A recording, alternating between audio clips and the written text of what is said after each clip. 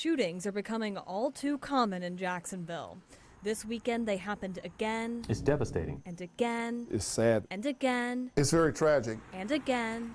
And again. Unfortunately, this is becoming the norm. Democrat Lakeisha Burton is a retired assistant chief at JSO who's running for sheriff. I believe that the sheriff needs to be communicating with the community about what's going on and what they're doing to address this violence in our community, but also really soliciting the community and informing and educating the community about what they can do to help. Democratic candidate Tony Cummings is a veteran of the U.S. Army and the Jacksonville Sheriff's Office. What would you do to reduce gun violence in Jacksonville? Well, outside of that, rebuilding that trust with the public, we need to push those 1,800 officers out there in those communities with a sustained presence. He also says he wants more outreach to the community. Former JSO officers Wayne Clark and Ken Jefferson say they would use data to cut down on violent crime. Jefferson, who is running as a Democrat, also used to be News4Jax's crime and safety expert. I would work on the streets alongside my officers. We would saturate the high crime areas,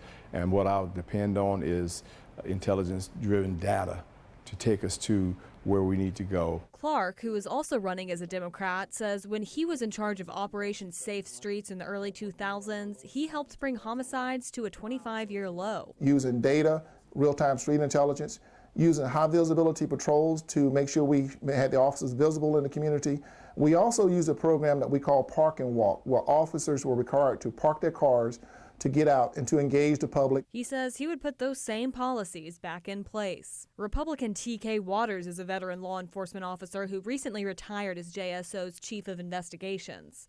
He says the shootings this weekend show the need to continue to put officers on the streets and build partnerships with our communities. We have to focus on continue to focus on our guns and our gangs and our guys that are out there that are committing these crimes, that we know who they are, we know where they are.